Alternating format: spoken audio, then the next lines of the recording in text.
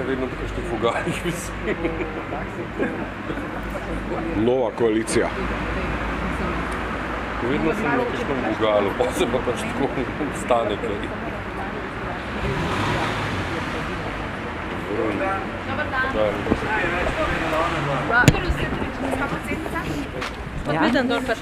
Ali podpirate zakon v taki obliki, kot ga predstavlja vlada?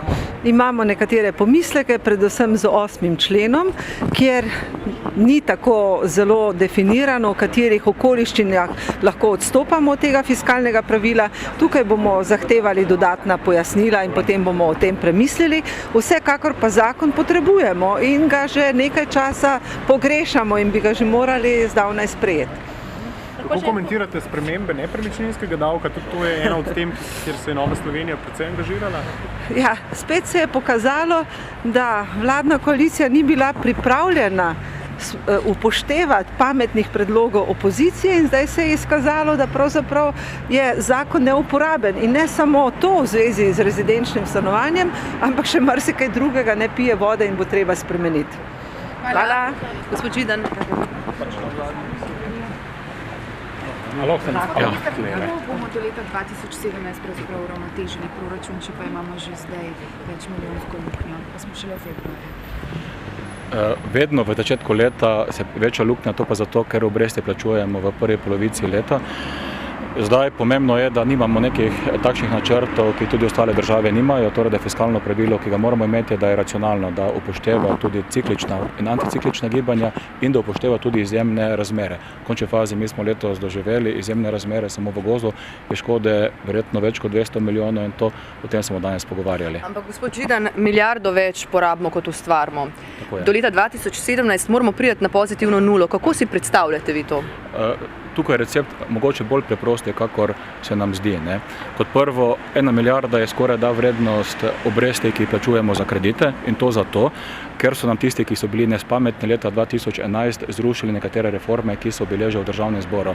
Od takrat naprej je prišlo do tega strahovitega dviga obrestnih mer in če bi imeli obrestne mere iste kot takrat, bi samo na tem področju privarčevali vsaj pol milijarde evrov. Kot drugo pa jasno, pred nami mora biti obdobje gospodarske rasti, kajti jaz ne verjamem, da bomo uspeli Slovenijo stabilizirati na ta način, da bomo dodatno krčili javne izdatke, zato ker tudi ljudje, ki živijo v tej državi, si zaslužijo neki standard. Torej, gospodarska rast mora biti prisotna in tu moram reči, da tudi jaz velike upe vlagam v novega gospodarskega ministra, ki je pokazal, da razume gospodarstvo. Se pravi, ne bo potrebnega dviga davkov ali pa recimo rezanja kakršnihkoli izdatkov, zato da bi dosegli fiskalno pravilo? Ne, prioriteti sta v tem trenutku dve in to je, da se padec obrestnih mer, ki v tem trenutku dolgoročne so prišle nekje na 4%. Začeli smo kot vlada z povsem drugačnim izhodiščem, te se nižajo in to se bo poznalo pri obremenitvi države. Kot drugo pa, jaz verjamem, da je pred nami čas, ko bo zopet gospodarska rast. Nekaj odstotna gospodarska rast bi uspela večino težav, ki so zdaj prisotne, dejansko izničiti. Torej, to je pravilna smer delovanja. Lahko samo še to, kakšne so razmere v koaliciji zaradi vseh teh težkih finančnih napovedi? Ja, mi poznamo, kaj je pred nami. Pred nami moram pa povedati, da trenutno stanje je bistveno lažje kot stanje pred enim letom, ko smo kot koalicija pričeli. In to mene navdaja z nekim upanjem pa optimizmom. To smo se danes sicer dogovorili, da jih boste predstavila dva pristojna ministra. Moram pa reči, da vse ministri smo bili v celoti usklajeni. Hvala. Gospod Bogovič.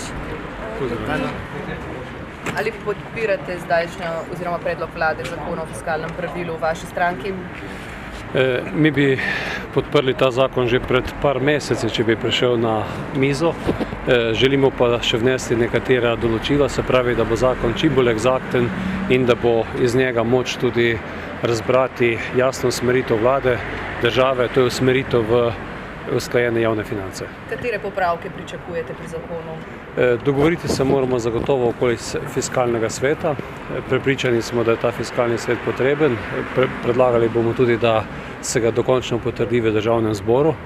To je ena od teh sprememb, katero želimo zagotovo, da bo od te verzije zakona, ki je zdaj bilo pridobljeno, spremenjeno. Prav tako pa želimo, da bi pri osnovah, s katerimi bi določili višine porabe, izhajali iz bodočih trendov, podobno kot so to naredili v Švici, ne iz neke napovedi planiranega bruto družbenega prihoda, ki vemo, da velikokrat odstopa od tistega, kar se kasneje tudi realizira. Gospod Bogovič, kaj pa nepremičninski davek? Vaša stranka je zbirala podpise, bila oster nasprotnik tega. Zdaj danes so se pokazale nekatere pomanjkljivosti tega zakona, vlada ga popravlja. Kako to vse skupaj komentirate? Ja, ne samo Slovenska ljudska stranka, 80 000 ljudi je se podpisalo pod peticijo, številne nevladne organizacije in ravno te stvari, katere sedaj v neki čudni fazi tudi vlada popravlja, smo opozarjali v sami proceduri. V tistem času, ko smo imeli nočne seje, ko sem sam bil vlagatelj tudi amandmaja, s katerim smo ravno želeli, da to nerezidenčnost in nerezidenčnost ne vključujemo v zakon, je en del vladne ekipe takole sedel v prostorih.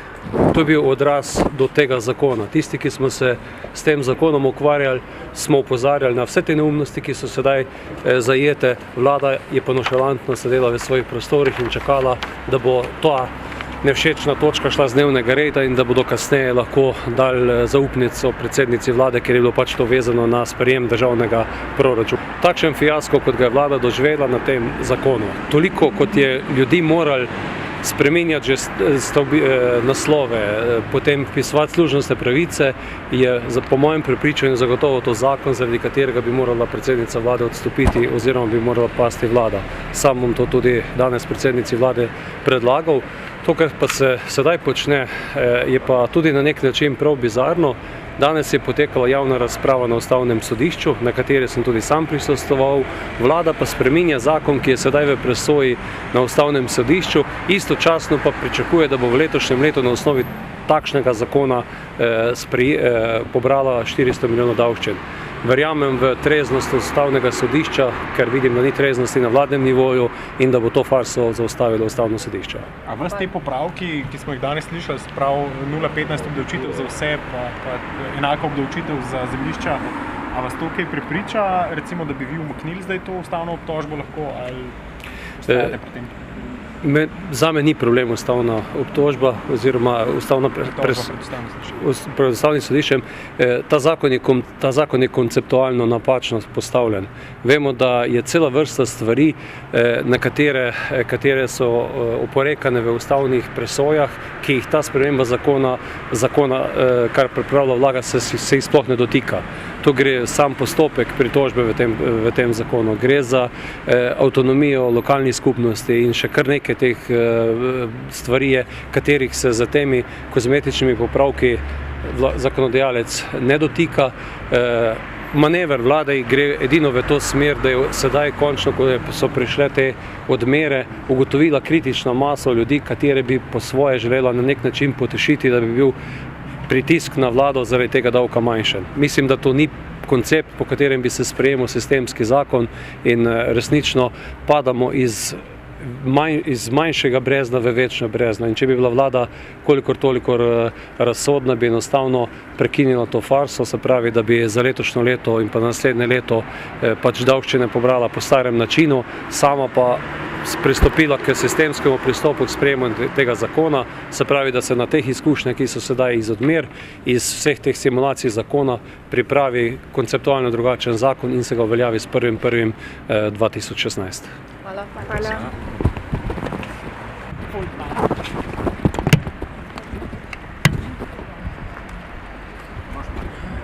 Ja, še eno vprašanje. Ali v vaši stranki podpirate zakon o fiskalnem pravilu v taki obliki, kot ga je predstavila predsednica vlade?